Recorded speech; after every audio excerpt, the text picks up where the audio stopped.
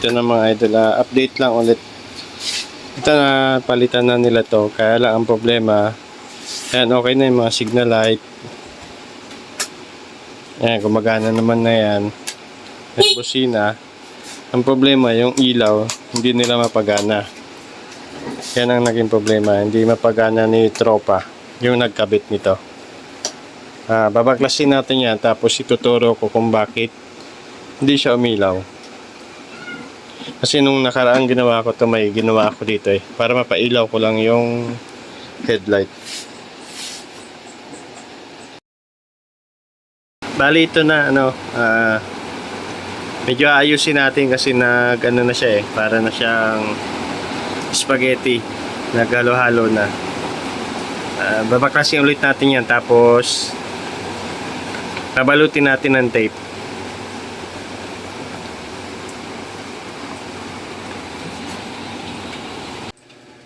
Bali ito na itong mga dugsungan, yan, babalutin natin yan. Tapos mas maganda nito hihinangin natin para naka-fix siya. Hindi siya naglo-lose contact pag nakakalog. Tapos yan, iano natin, pagsasama-samahin natin yung alin dito yung para sa switch.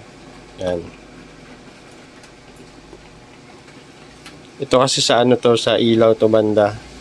Ito yung sa headlight, sa unang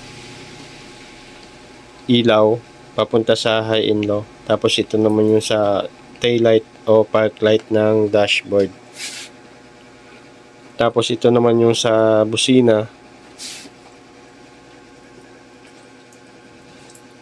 Ito naman yung sa high and low. Ayan, tanggal na nga yung isa. Dito yan. Yan yung magkakasama niyan. Pero babalutin muna natin ng tape, tapos hihinang natin para maganda siyang tingnan. Mga idol, ito na nabalot na natin siya, tapos napagsama-sama na natin.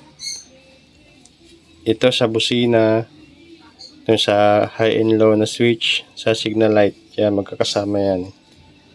Tapos dito naman yung sa stoplight switch, sa brake light, sa starter.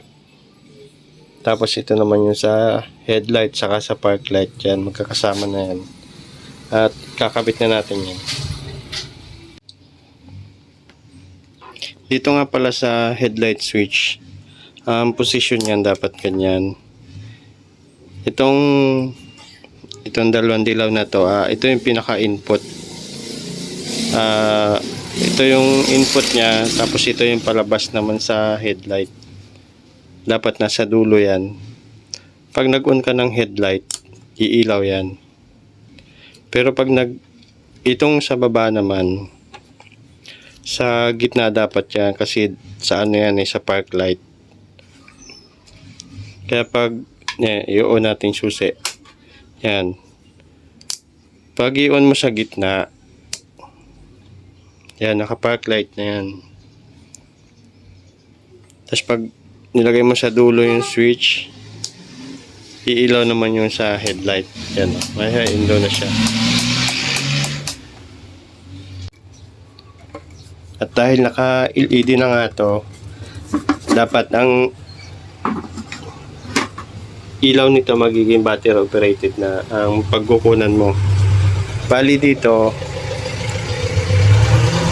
itong pinaka pure na dilaw. Yan, tatanggalin natin yan dito sa connection niya sa socket, no. Bali, itatap natin to sa accessories wire. Yan, bali sa black natin siya itatap. Kasi sa Honda, ang accessories wire ay black. Yan. Dito natin yan itatap para maging battery operated na yung headlight.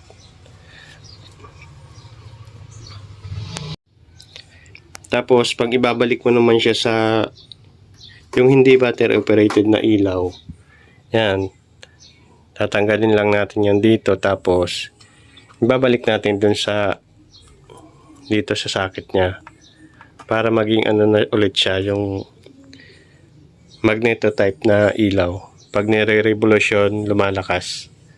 Pero pag gantong naka-LED siya, dapat naka-battery operated. Tapos naglagay pala tayo ng dito, ng diode 6 amperes kasi pag walang diode, ang lumalabas na ilaw ay parehas puti. Pero nung may diode na, yan, nagaano na siya. Dilaw at puti na ang lumalabas sa kanya. Kaya dapat lalagyan nyo ng diode yung high para pag nag-high kayo, lalabas din yung dilaw niya. Yan. Pag nag-low, yan, puti. High.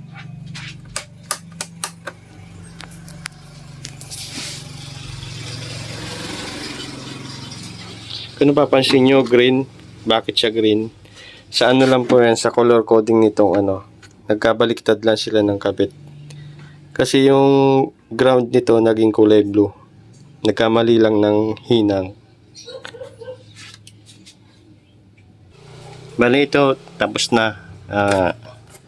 Medyo maganda na siyang tingnan. Medyo malinis na siya. Ito na yung pagkakaano niyan. Dito, suot sa ilalim. Yan. Hindi na masyadong kalat. At yan, okay na yan. Babalik na natin yung pinaka-cover niya sa headlight. Bali, meron pa palang isa, yung taillight sa likod, hindi umiilaw.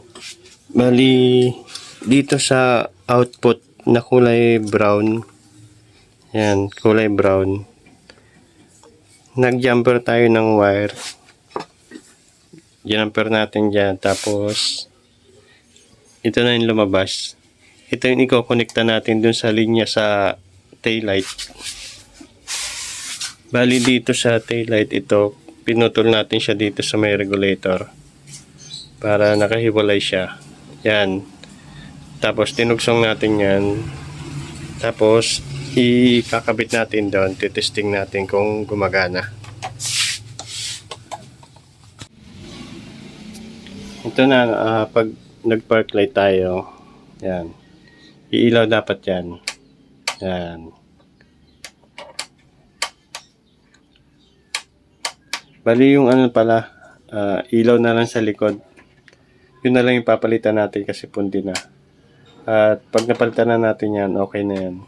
Goods na yan, condition na. Bali, nalagay na lang natin yung mga cover at okay na yan.